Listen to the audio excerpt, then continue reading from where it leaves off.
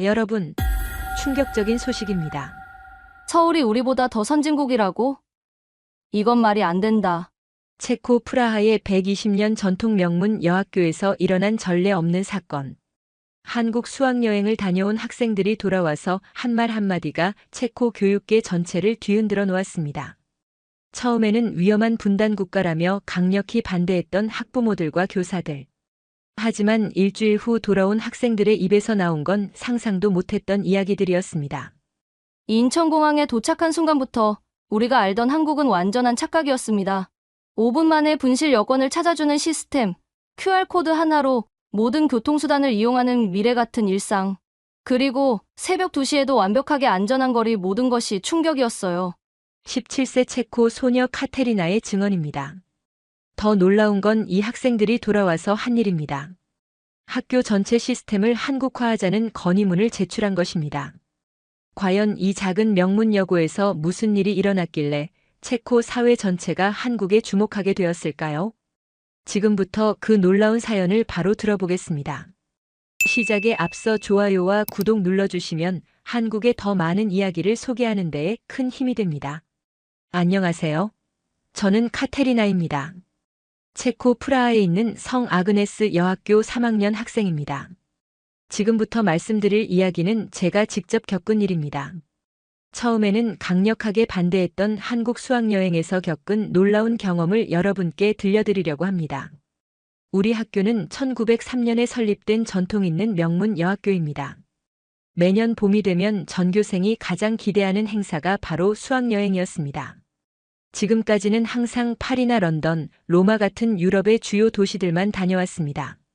그런데 작년 3월 학생회에서 깜짝 제안을 했습니다. 이번에는 서울로 가보자고 말입니다. 솔직히 저는 이 제안에 강력하게 반대했습니다. 왜 굳이 그렇게 먼 나라에 가야 하는지 이해할 수 없었습니다. 저는 반대 의견을 내는 학생들의 대표 역할을 했습니다. 한국이라는 나라에 대해 아는 것이 거의 없었고 들어본 것이라고는 분단 국가라는 것과 북한과의 긴장 상태 정도였습니다. 무엇보다 유럽에도 갈 곳이 얼마나 많은데 굳이 위험을 감수할 필요가 있냐는 생각이었습니다. 학부모 설명회에서도 저는 부모님과 함께 반대 의견을 표명했습니다. 아시아는 문화도 완전히 다르고 언어 소통도 어려울 것이라고 주장했습니다. 제 친구들 중에서도 절반 정도는 같은 생각이었습니다. 하지만 학생회의 열정적인 설득과 찬성하는 학생들의 압도적인 지지로 결국 한국행이 결정되었습니다. 전교생 280명 중 210명이 찬성했습니다. 저는 마지못해 참가하게 되었습니다. 출발 전까지도 저는 회의적이었습니다. 정말 안전할지, 음식은 입에 맞을지, 의사소통은 제대로 될지 온갖 걱정이 앞섰습니다. 부모님도 마찬가지로 걱정하시며 매일 연락하라고 당부하셨습니다. 12시간의 긴 비행이 끝나고 인천국제공항에 발을 디딘 순간 제가 가졌던 모든 선입견이 산산조각 나기 시작했습니다. 공항 건물부터가 놀라웠습니다. 프라하 바칠라프 하벨 공항과는 비교도 안 될 정도로 크고 현대적이었습니다. 천장이 높고 넓은 공간에 자연광이 들어와 마치 미래의 건물 같은 느낌이었습니다. 제가 상상했던 것과는 완전히 달랐습니다. 그런데 정말 예상치 못한 일이 벌어졌습니다. 저희 친구 테레자가 비행기에서 내리면서 여권을 어딘가에 떨어뜨린 것입니다. 저는 속으로 생각했습니다. 역시 외국이라 복잡할 거라고 말이죠.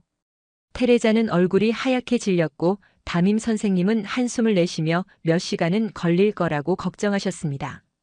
저 역시 이런 일이 생기면 하루 종일 공항에서 기다려야 할 거라고 생각했습니다. 하지만 제 예상과는 정반대의 일이 일어났습니다. 공항 직원이 상황을 파악하고는 즉시 관제센터에 연락을 취했습니다. 그리고 불과 몇 분 만에 테레자가 언제 어디서 여권을 떨어뜨렸는지 정확히 파악했습니다. 폐쇄회로 텔레비전을 통해 확인한 결과 비행기 좌석에서 일어날 때 바닥에 떨어진 것을 발견했다고 했습니다. 항공사 직원이 달려와서 여권을 찾아온 시간은 정확히 5분이었습니다. 테레자가 시계를 보며 세어봤습니다. 저는 완전히 충격을 받았습니다. 체코였다면 최소 한두 시간, 아니 하루도 걸렸을 일이 5분 만에 해결된 것입니다. 교장 선생님도 믿기지 않는다는 표정을 지으셨습니다. 입국 심사 과정도 놀라웠습니다. 28명의 단체 관광객이었는데도 전자여권 시스템으로 신속하게 처리되었습니다. 심사관은 굉장히 친절했고 학생들에게 한국어로 인사까지 해주었습니다. 한국 여행을 환영한다는 말을 영어로 전해주시기도 했습니다. 짐을 찾는 것도 순조로웠습니다. 여러 개의 컨베이어 벨트가 체계적으로 운영되고 있었고 저희 항공편 짐들이 이미 나와 있었습니다. 분실된 짐은 하나도 없었습니다. 담임 선생님은 혀를 차며 저희 공항보다 더 체계적이라고 말씀하셨습니다. 공항 내부의 안내시설도 인상적이었습니다. 한국어, 영어, 중국어, 일본어로 된 표지판들이 크고 명확하게 되어 있어서 길을 찾는데 전혀 어려움이 없었습니다. 저는 언어 소통 때문에 걱정했었는데 그런 걱정이 무색할 정도였습니다. 택시를 타는 것도 체계적이었습니다. 바닥에 노란 선이 그어져 있고 번호가 매겨져 있어서 질서정연하게 줄을 서면 되었습니다. 혼란스러울 거라던 제 예상과는 정반대였습니다. 택시 기사님의 친절함에는 더욱 놀랐습니다. 저희가 외국인인 것을 알고는 천천히 운전해 주시면서 중간중간 영어로 서울의 명소들을 소개해 주셨습니다. 제가 걱정했던 무뚝뚝한 모습과는 전혀 달랐습니다. 호텔에 도착해서도 놀라움은 계속되었습니다. 체크인 과정이 매우 신속했습니다. 프런트 직원이 유창한 영어로 친절하게 안내해 주었고 저희 방 배정도 미리 완료되어 있었습니다. 키카드를 받고 엘리베이터를 탔는데 버튼을 누르기도 전에 저절로 제가 갈 층으로 올라가는 것이었습니다. 나중에 알고 보니 키카드의 층 정보가 자동으로 입력되어 있었습니다. 이런 시스템은 처음 경험해 보는 것이었습니다. 그날 밤 저는 혼자 방에서 깊이 생각해 보았습니다. 하루 종일 겪은 일들이 제가 한국에 대해 가졌던 모든 편견과 선입견을 뒤엎어 버렸습니다. 효율적인 시스템, 친절한 사람들, 첨단 기술이 자연스럽게 어우러진 모습은 제가 상상했던 것과는 완전히 달랐습니다. 강력하게 반대했던 제 자신이 부끄러워졌습니다. 무엇보다 아무것도 모르면서 단순한 편견만으로 판단했던 것이 잘못되었다는 것을 깨달았습니다. 앞으로 남은 6일이 어떤 놀라운 경험들을 선사할지 기대되기 시작했습니다. 둘째 날 아침 저희는 서울 지하철을 체험하기 위해 호텔을 나섰습니다. 가이드님이 오늘은 전통적인 관광버스 대신 현지 사람들이 이용하는 지하철로 이동한다고 하셨습니다. 솔직히 저는 또다시 걱정이 앞섰습니다. 프라하 지하철도 가끔 지연되고 혼잡한 경우가 많은데 서울은 어떨지 의문이었습니다. 호텔에서 가장 가까운 명동역으로 향했습니다. 지하철역 입구를 보는 순간 첫 번째 놀라움이 시작되었습니다. 계단을 내려가니 벽면에 설치된 대형 전광판들이 실시간으로 열차 도착 정보를 보여주고 있었습니다. 2호선 을지로 입구 방면 2분 후 도착이라고 표시되어 있었는데 정말 정확히 2분 후에 열차가 들어왔습니다. 하지만 진짜 충격은 표를 사는 과정에서 일어났습니다. 가이드님이 저희에게 휴대폰을 꺼내라고 하시더군요. 그리고는 간단한 앱을 다운받아서 등록하기만 하면 된다고 설명하셨습니다. 저는 반신반의했습니다. 체코에서도 교통카드가 있지만 미리 충전을 해야 하고 가끔 오류가 생기기도 하거든요. 앱을 설치하고 몇 번의 간단한 터치만으로 등록이 완료되었습니다. 신용카드 정보를 입력하니 자동으로 결제 시스템이 연결되었습니다. 가이드님이 이제 개찰구로 가자고 하시는데 저는 아직도 의구심을 품고 있었습니다. 정말 휴대폰 하나로 지하철을 탈 수 있다는 말인지 믿기지 않았습니다. 개찰구 앞에 서서 휴대폰 화면을 대는 순간 신세계가 펼쳐졌습니다. 삐 소리와 함께 문이 열리는 것이었습니다. 별도의 카드도 필요 없고 현금도 필요 없었습니다. 정말 휴대폰 하나로 모든 것이 해결되었습니다. 저는 그 순간 입을 다물 수가 없었습니다. 28명의 학생들이 모두 각자 휴대폰으로 개찰구를 통과하는 모습은 정말 장관이었습니다. 한 명도 빠짐없이 순식간에 통과가 완료되었습니다. 체코에서는 가끔 교통카드가 인식되지 않아서 뒤에 사람들이 기다려야 하는 경우가 있는데 그런 일이 전혀 없었습니다. 지하철 플랫폼에 내려가니 또 다른 놀라움이 기다리고 있었습니다. 바닥에는 열차가 정차하는 위치가 정확히 표시되어 있었고 승강장 안전문이 설치되어 있었습니다. 프라하 지하철역 중에는 아직 이런 시설이 없는 곳들이 많은데 여기는 모든 것이 체계적으로 갖춰져 있었습니다. 전광판에 표시된 열차 도착 시간도 정말 정확했습니다. 3분 후 도착이라고 했는데 정말 정확히 3분 후에 열차가 들어왔습니다. 친구 테레자가 시계를 보며 확인했는데 오차가 10초도 안 되었습니다. 담임 선생님이 혀를 차시며 체코 교통공사가 배워야 할 정시 운행이라고 말씀하셨습니다. 열차 내부에 올라타자 또 한 번 감탄하지 않을 수 없었습니다. 깨끗하고 현대적인 시설은 물론이고 좌석 배치도 효율적이었습니다. 손잡이도 적당한 높이에 잘 설치되어 있어서 서서 가기에도 불편하지 않았습니다. 무엇보다 놀라운 것은 차내 안내 시스템이었습니다. 천장에 설치된 전광판에 현재 위치가 실시간으로 표시되고 다음 역까지 몇 정거장 남았는지도 보여줬습니다. 한국어와 영어로 동시에 안내 방송도 나왔습니다. 저는 휴대폰으로 지하철 앱을 확인해 봤는데 저희가 지금 어느 위치에 있는지 정확히 나타나 있었습니다. 심지어 몇 호차에 타고 있는지까지 표시되어 있었습니다. 을지로 3가역에서 2호선으로 환승하는 과정도 놀라웠습니다. 바닥에 색깔별로 안내선이 그어져 있어서 초록색 선을 따라가면 2호선, 주황색 선을 따라가면 3호선이라고 명확하게 표시되어 있었습니다. 길을 잃을 염려가 전혀 없었습니다. 환승역이라서 복잡할 거라고 생각했는데 오히려 매우 체계적이었습니다. 에스컬레이터와 자동보도가 적절히 배치되어 있어서 무거운 가방을 들고도 쉽게 이동할 수 있었습니다. 환승하는 데 걸린 시간은 고작 3분이었습니다. 홍대 입구역에 도착해서 나가는 것도 간단했습니다. 다시 휴대폰을 개찰구에 대니까 요금이 자동으로 정산되었습니다. 저희가 탄 구간만큼 정확히 계산되어서 결제되었습니다. 현금을 준비할 필요도 없고 거스름돈을 받을 필요도 없었습니다. 모든 것이 디지털로 자동 처리되었습니다. 지상으로 나와서 버스를 타볼 기회도 있었습니다. 버스 정류장에는 전광판이 있어서 몇 분 후에 어떤 번호의 버스가 올지 실시간으로 보여줬습니다. 146번 버스가 3분 후 도착이라고 표시되어 있었는데 정말 그 시간에 맞춰서 버스가 도착했습니다. 버스에 올라타서도 마찬가지로 휴대폰으로 결제했습니다. 기사님 옆에 있는 단말기에 휴대폰을 대기만 하면 되었습니다. 따로 표를 사거나 동전을 준비할 필요가 전혀 없었습니다. 버스 내부도 깨끗하고 현대적이었습니다. 각 정류장마다 음성 안내와 함께 전광판으로도 다음 정류장을 알려줬습니다. 저희 같은 외국인도 헷갈리지 않고 목적지에 도착할 수 있었습니다. 그날 오후 호텔로 돌아가면서 저는 완전히 다른 사람이 되어 있었습니다. 아침에 지하철을 타기 전까지만 해도 복잡하고 불편할 거라고 생각했는데 실제로는 정반대였습니다. 휴대폰 하나로 모든 교통수단을 자유자재로 이용할 수 있다는 것이 정말 신기했습니다. 친구들과 함께 그날의 경험을 이야기하며 모두 같은 감상을 나눴습니다. 서울의 대중교통 시스템이 저희가 아는 어떤 도시보다도 편리하고 효율적이라는 것이었습니다. 교장 선생님도 인정하셨습니다. 이런 시스템이라면 자가용이 필요 없을 정도라고 말씀하시면서 말입니다.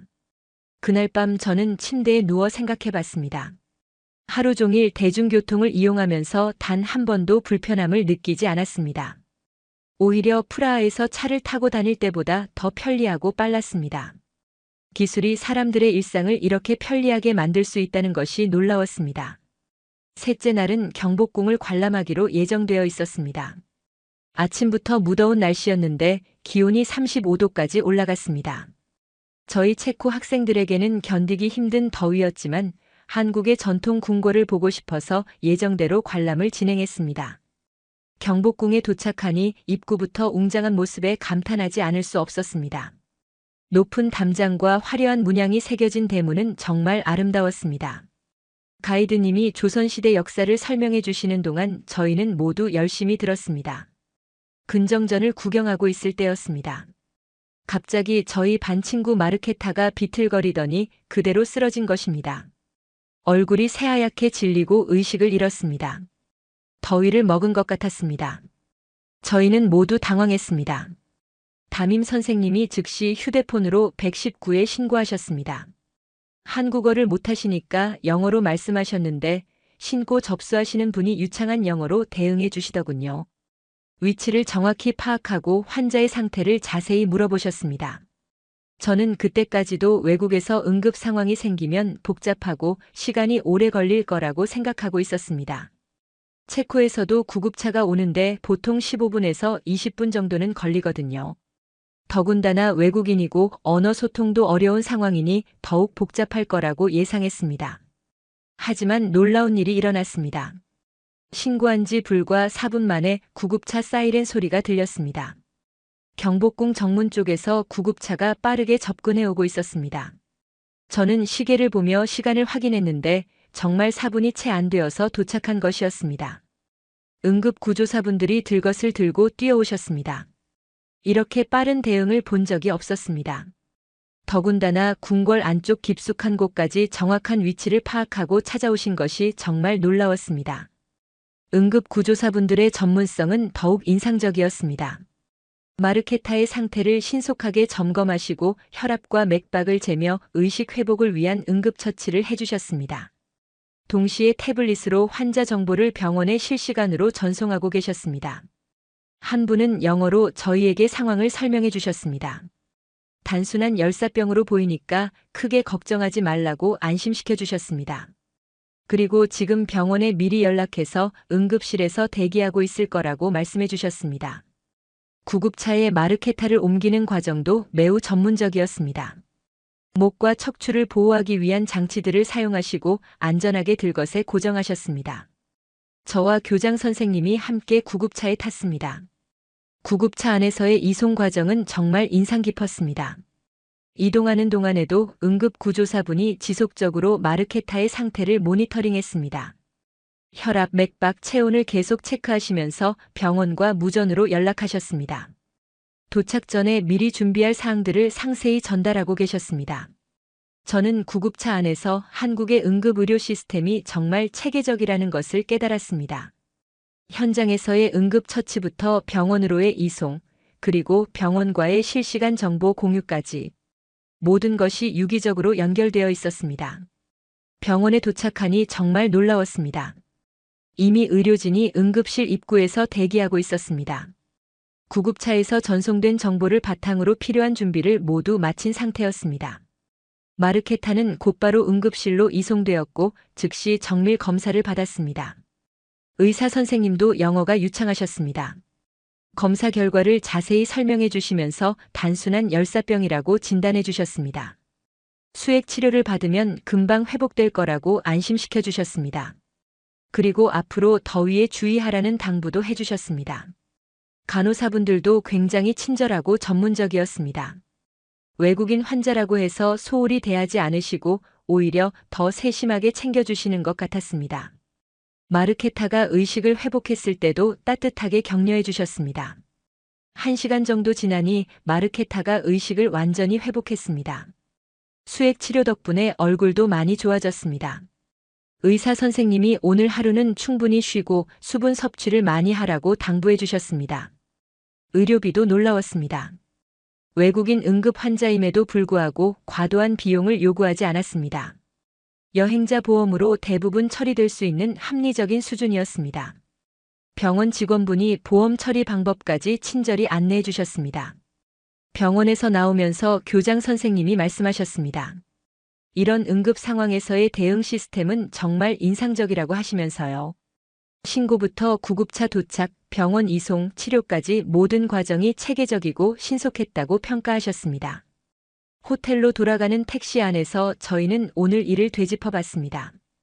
위기 상황에서 보여준 한국 사회의 대응력이 정말 놀라웠다는 것이 모두의 공통된 생각이었습니다. 마르케타도 한국 의료진들에게 고마움을 표했습니다. 그날 밤 저는 또 하나의 깨달음을 얻었습니다. 한국은 단순히 기술이 발달한 나라가 아니라 사람을 먼저 생각하는 따뜻한 마음을 가진 나라라는 것을 말입니다. 응급 상황에서 보여준 전문성과 인간미가 제 마음에 깊은 인상을 남겼습니다. 넷째 날 저희는 서울과학고등학교를 방문했습니다. 저희 학교와 교류 협정을 맺기 위한 사전 방문이었습니다. 솔직히 저는 한국 학생들이 공부만 열심히 하고 창의성은 부족할 거라는 편견을 가지고 있었습니다.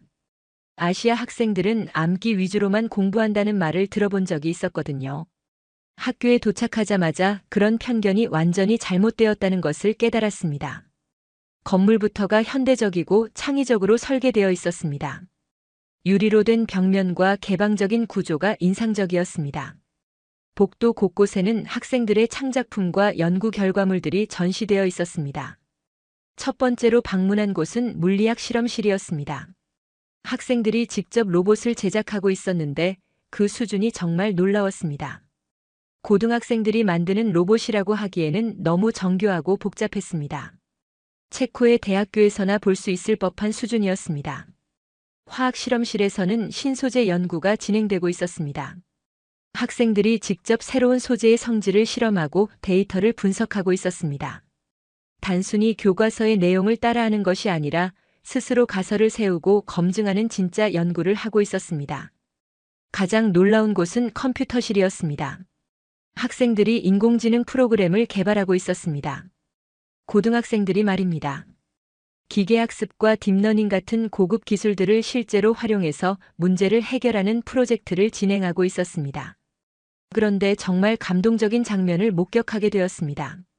로봇 제작 동아리 활동을 참관하는데 휠체어를 탄 학생이 한 명 있었습니다. 이름이 지호라는 학생이었는데 교통사고로 다리를 다쳐서 휠체어를 타고 있다고 했습니다. 처음에는 지호가 다른 학생들의 도움을 받아가며 참여하는 줄 알았습니다. 하지만 전혀 그렇지 않았습니다. 오히려 지호가 팀의 핵심 역할을 하고 있었습니다.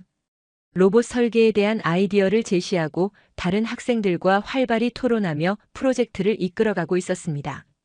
지호의 아이디어는 정말 창의적이었습니다. 시각장애인을 위한 음성 안내 로봇을 제작하자는 제안이었습니다. 자신의 경험을 바탕으로 장애인들에게 실제로 도움이 될 수 있는 로봇을 만들고 싶다고 했습니다. 단순히 기술을 과시하기 위한 것이 아니라 사회에 도움이 되는 기술을 개발하겠다는 철학이 담겨 있었습니다. 팀원들도 지호의 아이디어에 열정적으로 호응했습니다. 장애를 가진 친구를 배려한다는 차원이 아니라 정말 좋은 아이디어라고 인정하며 함께 발전시켜 나가는 모습이었습니다. 저는 그 광경을 보면서 깊은 감동을 받았습니다. 며칠 후에 있을 로봇 제작 경연 대회를 준비하고 있다고 했는데 지호팀의 작품이 가장 주목받고 있었습니다. 기술적인 완성도도 높았지만 무엇보다 사회적 가치가 인정받고 있었습니다. 더 놀라운 것은 학교 전체의 분위기였습니다. 지호가 휠체어를 타고 있다는 사실을 그 누구도 특별하게 여기지 않았습니다. 자연스럽게 함께 수업을 듣고 함께 프로젝트를 하고 함께 경쟁하고 있었습니다. 학교의 편의시설도 완벽했습니다. 엘리베이터와 경사로는 물론이고 화장실이나 실험실 같은 모든 시설이 휠체어 접근이 가능하도록 설계되어 있었습니다. 하지만 그보다 더 인상적인 것은 학생들의 마음가짐이었습니다. 점심시간에 지호와 대화할 기회가 있었습니다. 유창한 영어로 자신의 꿈에 대해 이야기해줬습니다. 앞으로 보조공학 분야를 전공해서 장애인들의 삶의 질을 높이는 기술을 개발하고 싶다고 했습니다. 자신의 경험을 바탕으로 더 많은 사람들을 도울 수 있는 기술자가 되고 싶다는 꿈이었습니다. 저희 친구 테레자가 지호에게 물어봤습니다. 학교 생활에서 어려운 점은 없냐고요? 지호는 웃으며 대답했습니다. 처음에는 조금 힘들었지만 지금은 전혀 그렇지 않다고 했습니다. 친구들이 자신을 있는 그대로 받아들여준다고 했습니다. 오후에는 다른 수업들도 참관했습니다. 문학 수업에서는 학생들이 직접 창작한 소설을 발표하고 있었습니다. 역사 수업에서는 과거의 사건을 현재의 관점에서 재해석하는 토론이 진행되고 있었습니다. 모든 수업이 학생 중심으로 이루어지고 있었고 창의적인 사고를 장려하는 분위기였습니다. 음악실에서는 학생들이 직접 작곡한 곡을 연주하고 있었습니다. 전통 악기와 현대 악기를 결합한 독창적인 편곡이었습니다. 미술실에서는 3차원 프린터를 활용한 조형 작품을 만들고 있었습니다. 기술과 예술이 자연스럽게 융합되어 있었습니다. 하루 종일 학교를 둘러보면서 저는 완전히 다른 세계를 경험했습니다. 한국 교육이 주입식이고 경쟁만 치열하다는 편견이 얼마나 잘못된 것인지 깨달았습니다. 실제로는 창의성과 협력 그리고 사회적 책임감을 기르는 교육이 이루어지고 있었습니다. 가장 인상 깊었던 것은 지호와 같은 장애 학생이 자연스럽게 어울리며 자신의 능력을 발휘하고 있다는 점이었습니다. 이것이 진정한 포용 교육이라는 생각이 들었습니다. 서울과학고등학교를 떠나면서 저는 교육의 진짜 의미에 대해 깊이 생각해 봤습니다. 단순히 지식을 전달하는 것이 아니라 서로 다름을 인정하고 함께 성장하는 법을 가르치는 것이 진정한 교육이라는 것을 깨달았습니다.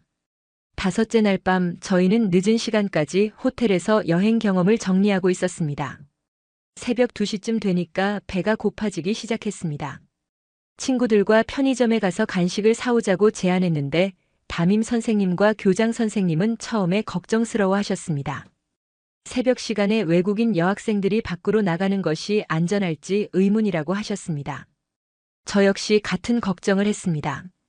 체코에서도 새벽 시간에는 시내 중심가라고 해도 조심해야 하는 구역들이 있거든요.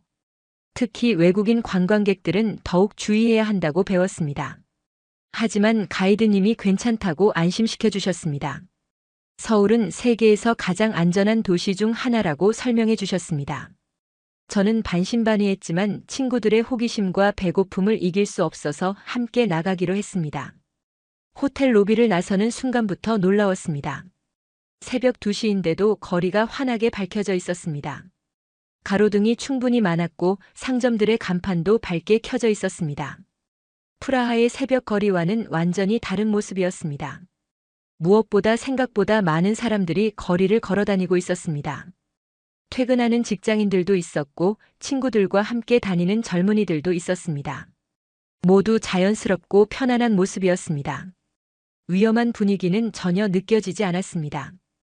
편의점까지 가는 길에 순찰을 돌고 있던 경찰관을 만났습니다. 경찰관분이 저희를 보고는 친근하게 다가와서 안녕하세요라고 인사를 건네주셨습니다. 저희가 외국인 관광객인 걸 알고는 영어로 불편한 점은 없는지 물어봐 주셨습니다. 교장 선생님이 깜짝 놀라셨습니다. 경찰관이 이렇게 친절하게 대해주는 걸 경험해 본 적이 없다고 하시더군요. 체코에서는 경찰관들이 좀 더 공식적이고 딱딱한 편입니다. 시민들과 친근하게 대화하는 경우는 많지 않거든요. 편의점에 도착해서 더 놀랐습니다. 새벽 2시인데도 편의점이 환하게 불이 켜져 있고 직원분도 계셨습니다. 24시간 운영한다는 말이 정말이었습니다.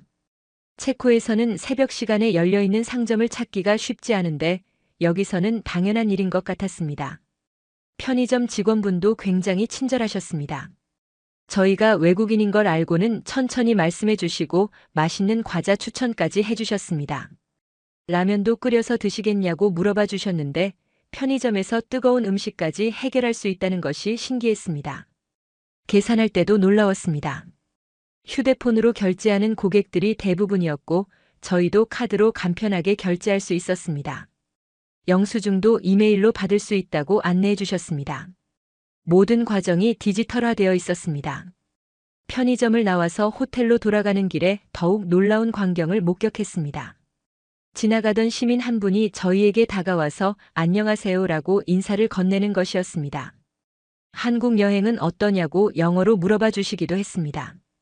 친구 테레자가 그분께 길을 물어봤는데 휴대폰을 꺼내서 지도 앱으로 자세히 알려주셨습니다. 심지어 저희가 찾는 곳까지 같이 가주시겠다고 제안해 주셨습니다. 새벽 시간에 낯선 외국인들을 이렇게 친절하게 도와주시는 모습이 정말 감동적이었습니다. 그분이 떠나가시면서 한국 여행 잘하시라고 인사를 건네주셨는데 저희는 모두 마음이 따뜻해졌습니다. 외국에서 이런 친절을 경험할 수 있다는 것이 놀라웠습니다. 단순히 관광객을 상대하는 서비스 업체 직원이 아니라 일반 시민이 보여준 진심 어린 친절이었습니다. 호텔로 돌아가는 마지막 골목에서 또 놀랐습니다. 폐쇄외로 텔레비전이 적절한 간격으로 설치되어 있었고 비상벨도 곳곳에 있었습니다. 치안시설이 정말 잘 갖춰져 있다는 생각이 들었습니다. 하지만 억압적인 느낌은 전혀 없었습니다. 오히려 시민들의 안전을 위한 배려로 느껴졌습니다. 길거리도 깨끗했습니다. 새벽 시간인데도 쓰레기 하나 찾아보기 어려웠습니다. 곳곳에 분리수거함이 설치되어 있었고 시민들이 자발적으로 깨끗하게 사용하고 있다는 것을 알 수 있었습니다. 방에 돌아와서 간식을 먹으면서 친구들과 이야기를 나눴습니다. 테레자가 먼저 입을 열었습니다. 솔직히 처음에는 무서웠는데 막상 나가보니 체코보다 더 안전한 느낌이었다고 했습니다. 다른 친구들도 동감했습니다. 거리가 밝고 사람들이 친절하고 경찰관도 다정하고 무엇보다 위험한 상황이 전혀 없었다고 했습니다. 오히려 도움을 주려는 사람들만 만났다고 했습니다. 마르케타가 결정적인 한마디를 했습니다. 서울이 프라하보다 더 안전한 것 같다고 했습니다. 그 말을 듣는 순간 저희는 모두 깨달았습니다. 저희가 한국에 대해 갖고 있던 편견이 얼마나 피상적이고 잘못된 것이었는지를 말입니다. 분단 국가라는 이유만으로 위험할 거라고 생각했던 저희 자신이 부끄러웠습니다. 실제로는 치안 시스템도 완벽하고 시민들의 의식 수준도 높고 사회 전체가 안전하게 운영되고 있었습니다. 담임 선생님도 인정하셨습니다. 처음에는 걱정했는데 막상 나가보니 프라하 시내보다도 더 안전하고 깨끗하다고 하셨습니다. 24시간 운영되는 편의점과 친절한 시민들, 그리고 완벽한 치안 시스템이 인상적이라고 말씀하셨습니다. 그날 밤 저는 새벽 2시에 서울 거리에서 느낀 안전함과 따뜻함이 이번 여행에서 가장 큰 선물이었다고 생각했습니다. 단순히 관광 명소를 구경하는 것이 아니라 한국 사회의 진짜 모습을 경험할 수 있었던 소중한 시간이었습니다. 일주일간의 서울 여행을 마치고 체코로 돌아온 저희에게 기다리고 있던 것은 예상치 못한 관심이었습니다. 처음에 강력하게 반대했던 제가 이제는 한국의 놀라운 점들을 전하는 전도사 역할을 하게 되었습니다. 프라하 공항에 도착했을 때의 기분은 정말 복잡했습니다. 익숙한 고향 땅이지만 왠지 모르게 어색한 느낌이 들었습니다. 일주일 만에 저의 시각이 완전히 바뀌었다는 것을 실감했습니다. 공항에서 집으로 가는 버스를 기다리는 동안 이미 불편함을 느꼈습니다. 버스 도착 시간이 정확하지 않았습니다. 예정 시간보다 12분이나 늦게 왔는데 저희는 서로 눈을 마주치며 웃었습니다. 서울에서는 이런 일이 없었는데 말입니다. 지하철과 버스가 정확히 시간표대로 운행되는 것이 당연한 줄 알았는데 다시 체코로 돌아오니 그것이 얼마나 대단한 일인지 깨달았습니다. 학교에 복귀한 첫날부터 저희는 완전히 다른 사람들이 되어 있었습니다. 쉬는 시간마다 모여서 서울에서의 경험담을 나눴습니다. 다른 학생들이 신기해하며 저희 이야기를 들었습니다. 처음에는 단순한 여행 자랑으로 받아들이는 분위기였습니다. 하지만 저희는 점점 진지해졌습니다. 단순히 재미있었다는 이야기가 아니라 저희가 직접 경험한 시스템의 차이점들을 구체적으로 설명했습니다. 휴대폰 하나로 모든 교통수단을 이용하는 시스템, 5분 만에 분실 여권을 찾아주는 효율성, 새벽 2시에도 안전한 거리 이야기를 했습니다. 반 친구들은 점점 놀라기 시작했습니다. 정말 그런 일들이 가능하냐고 물어봤습니다. 저희는 휴대폰으로 찍어둔 사진과 영상들을 보여줬습니다. 지하철 앱 화면, 실시간으로 업데이트되는 버스 도착 시간, 깔끔한 병원 시설들을 증거로 제시했습니다. 가장 놀라워했던 것은 응급의료 시스템이었습니다. 마르케타가 쓰러졌을 때 4분 만에 구급차가 도착했다는 이야기를 들은 친구들은 믿기지 않는다는 반응을 보였습니다. 체코에서는 구급차가 오는데 최소 15분에서 20분은 걸리는 것이 당연하다고 생각했기 때문입니다. 며칠이 지나면서 저희 이야기는 다른 반, 다른 학년으로 퍼져나갔습니다. 복도에서 마주치는 후배들도 저희에게 한국 이야기를 물어봤습니다. 특히 한류에 관심이 많은 학생들은 더욱 궁금해했습니다. 실제로 한국에서 생활해본 소감이 어땠는지 자세히 알고 싶어 했습니다. 일주일 후 드디어 결정적인 순간이 왔습니다. 전교 조회에서 저희가 여행 보고서를 발표하게 된 것입니다. 교장 선생님과 모든 교사들, 그리고 전교생이 모인 자리였습니다. 처음에 여행을 반대했던 제가 발표를 맡게 되었습니다.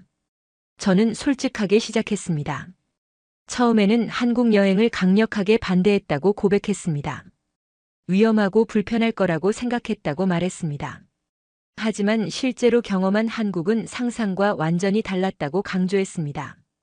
교통 시스템에 대해 설명했을 때 학생들이 웅성거리기 시작했습니다. 휴대폰 하나로 지하철과 버스를 모두 이용할 수 있다는 것, 실시간으로 정확한 도착 시간을 알 수 있다는 것이 신기했습니다. 체코에서는 아직 이런 시스템이 완전히 구축되지 않았거든요. 마르케타가 응급의료 시스템에 대해 발표했습니다. 자신이 직접 경험한 일이라 더욱 생생했습니다. 4분 만에 도착한 구급차, 실시간으로 병원과 연결되는 시스템, 전문적이고 신속한 치료 과정을 자세히 설명했습니다. 테레자는 서울과학고등학교에서 본 교육 현장에 대해 이야기했습니다. 휠체어를 탄 학생 지호가 로봇 제작팀을 이끌어 우승하는 모습, 그것을 자연스럽게 받아들이는 학교 분위기에 대해 발표했습니다. 진정한 포용 교육이 무엇인지 보여주는 사례였습니다. 마지막으로 제가 새벽 2시 서울 거리에서의 경험을 발표했습니다. 그리고 친구가 했던 그 말을 그대로 전했습니다. 서울이 프라하보다 더 안전하다고 말입니다. 강당이 조용해졌습니다. 발표가 끝나자 학생들이 박수를 쳤습니다. 하지만 저희는 여기서 멈추지 않았습니다. 테레자가 용기를 내어 말했습니다. 교장 선생님, 저희가 제안하고 싶은 것이 있습니다. 저희는 준비해온 건의문을 꺼냈습니다. 교통 시스템 개선, 응급구조 시스템 보완, 교육 방식의 변화에 대한 구체적인 제안들이 담겨 있었습니다. 그리고 마지막 문장은 이렇게 끝났습니다. 저희 학교도 한국처럼 바뀌어야 합니다. 교장 선생님은 당황스러워 하셨습니다. 학생들이 이런 체계적인 개선 요구를 한 것은 처음이었습니다. 교사들도 서로 눈을 마주치며 어떻게 반응해야 할지 모르는 표정이었습니다. 하지만 저희는 진지했습니다. 단순한 불만이 아니라 더 나은 학교를 만들기 위한 건설적인 제안이었습니다. 며칠 후 교무회의에서 저희의 건의문이 논의되었다고 들었습니다. 한국화라는 말이 교무회의실을 흔들었다고 하더군요. 일부 교사들은 학생들이 너무 성급하다고 했지만 다른 교사들은 진지하게 검토해볼 가치가 있다고 의견을 냈다고 했습니다. 학부모들의 반응도 뜨거웠습니다. 처음에 반대했던 분들이 이제는 저희 이야기에 귀를 기울이기 시작했습니다. 특히 마르케타 어머니는 완전히 마음을 바꾸셨습니다. 한국의 응급의료 시스템이 정말 인상적이라며 체코도 배워야 한다고 말씀하셨습니다. 하지만 변화는 쉽지 않았습니다. 기존 시스템을 바꾸려면 예산도 필요하고 시간도 오래 걸린다는 어른들의 설명을 들어야 했습니다. 그래도 저희는 포기하지 않았습니다. 일주일 만에 저희는 완전히 다른 사람이 되었습니다. 더 이상 어른들의 결정을 수동적으로 받아들이는 학생이 아니었습니다. 직접 경험한 것을 바탕으로 변화를 요구하는 당당한 시민이 되었습니다. 한국에서 배운 가장 소중한 것은 기술이나 시스템이 아니라 더 나은 세상을 만들려는 의지였습니다. 3개월이 지난 후 저희의 한국 여행은 예상치 못했던 파급 효과를 만들어내기 시작했습니다. 처음에는 단순한 학생들의 여행 경험담으로 여겨졌던 것이 이제는 체코 사회 전체가 주목하는 화제가 되었습니다. 가장 큰 변화는 저희 학교에서 일어났습니다. 교장 선생님이 드디어 결단을 내리셨습니다. 내년부터 학교 시설을 단계적으로 개선하고 일부 시스템을 디지털화하겠다고 발표하셨습니다. 저희의 목소리가 드디어 현실이 되는 순간이었습니다. 첫 번째 변화는 출입 관리 시스템이었습니다. 기존의 출입증 대신 휴대폰 앱을 활용한 시스템을 도입하기로 했습니다. 한국에서 경험했던 편리함을 저희 학교에서도 구현하게 된 것입니다. 학생들은 더 이상 출입증을 잃어버릴 걱정을 하지 않아도 되었습니다. 도서관 시스템도 바뀌었습니다. 도서 대출과 반납을 휴대폰으로 할 수 있게 되었고, 실시간으로 도서 위치를 확인할 수 있는 시스템이 도입되었습니다. 한국에서 봤던 효율적인 시스템들이 하나씩 저희 학교에 적용되기 시작했습니다. 응급 상황 대응 매뉴얼도 완전히 새로 만들어졌습니다. 마르케타의 경험을 바탕으로 신속한 대응 시스템을 구축했습니다. 학교 내 응급 상황 발생 시 3분 이내에 응급 처치를 시작할 수 있는 시스템을 만들었습니다. 가장 놀라운 변화는 학부모들의 반응이었습니다. 처음에 한국 여행을 강력하게 반대했던 마르케타 어머니가 이제는 완전히 다른 사람이 되셨습니다. 한국 문화에 대한 관심이 높아져서 한국어 학습까지 시작하셨습니다. 다른 학부모들도 마찬가지였습니다. 저희가 전한 한국의 교육 시스템과 사회 인프라에 대한 이야기에 큰 관심을 보이기 시작했습니다. 학부모회 모임에서는 한국의 교육 방식을 벤치마킹할 수 없는지에 대한 논의가 활발하게 이루어졌습니다. 더욱 놀라운 것은 다른 학교들의 반응이었습니다. 프라하의 여러 학교에서 저희 학교로 견학을 오기 시작했습니다. 어떻게 학생들의 의견을 정책에 반영했는지 배우고 싶다고 했습니다. 저희가 의도하지 않게 교육계의 새로운 모델이 된 것입니다. 담임 선생님도 큰 변화를 보이셨습니다. 처음에는 회의적이셨지만 이제는 한국의 교육 시스템을 적극적으로 연구하고 계셨습니다. 한국의 창의적 교육 방법들을 저희 수업에 적용해 보려고 노력하셨습니다. 지역 신문에서 저희 학교를 취재하러 왔습니다. 학생들의 목소리로 학교를 변화시킨 사례라며 큰 관심을 보였습니다. 기자는 저희에게 한국에서 가장 인상 깊었던 점이 무엇인지 물어봤습니다. 저는 기술적인 발전도 놀랍지만 그것을 뒷받침하는 사람들의 의식과 시스템이 가장 인상적이었다고 대답했습니다.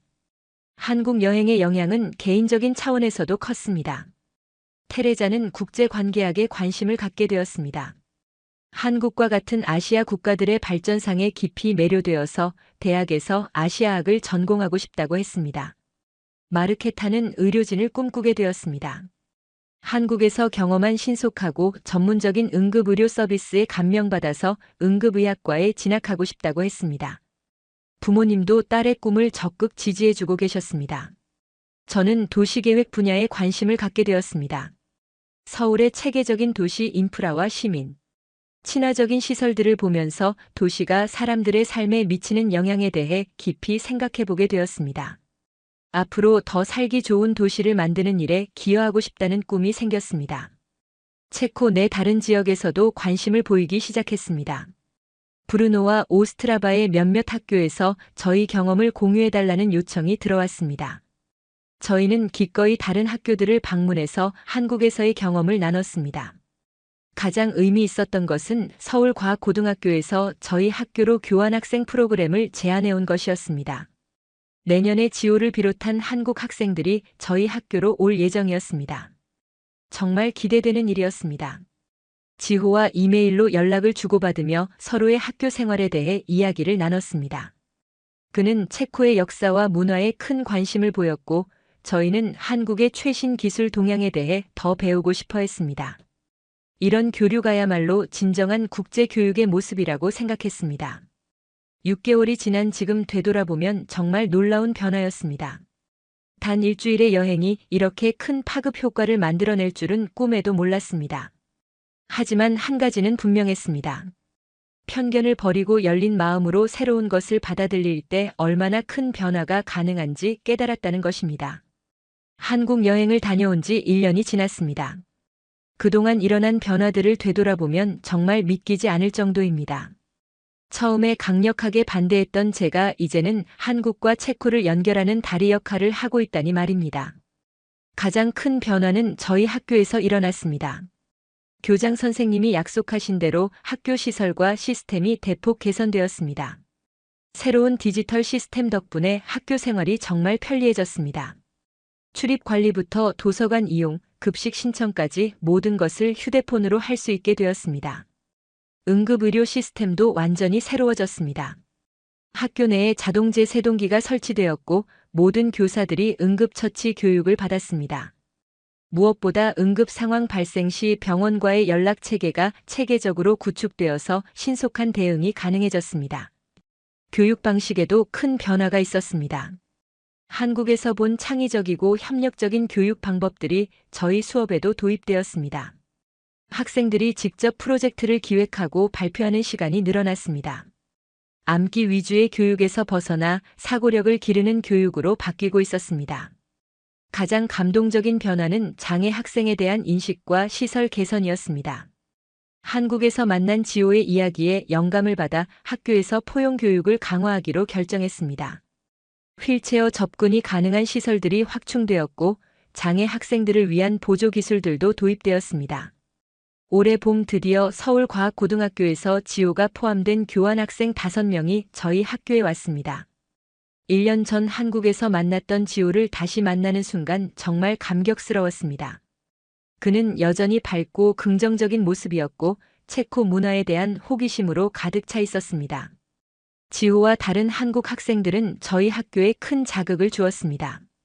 그들이 보여준 학습에 대한 열정과 창의적인 사고방식은 저희 학생들에게 좋은 영향을 미쳤습니다. 특히 지호가 참여한 로봇 제작 동아리는 학교 최고의 인기 동아리가 되었습니다. 한국 학생들과의 문화 교류도 활발했습니다. 그들은 저희에게 한국의 최신 기술 동향을 소개해 주었고, 저희는 체코의 역사와 전통 문화를 알려주었습니다. 서로 다른 문화를 이해하고 존중하는 법을 자연스럽게 배울 수 있었습니다. 지호는 여전히 놀라운 학생이었습니다. 체코어를 빠르게 습득해서 현지 학생들과 자유롭게 소통했습니다.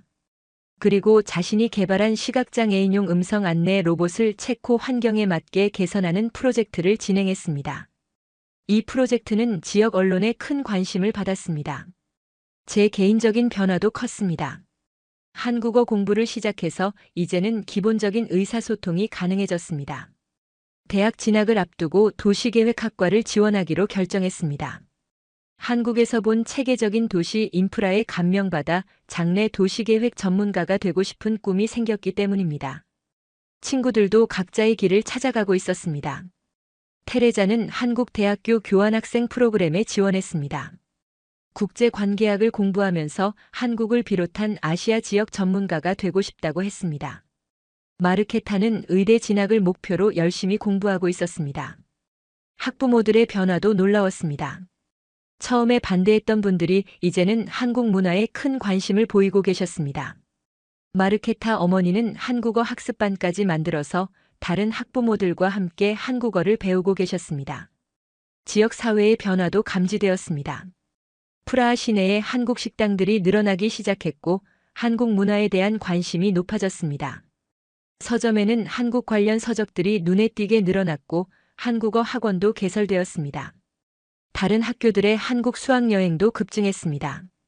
저희 경험담이 알려지면서 프라하 지역의 여러 학교에서 한국을 수학여행 목적지로 선택하기 시작했습니다.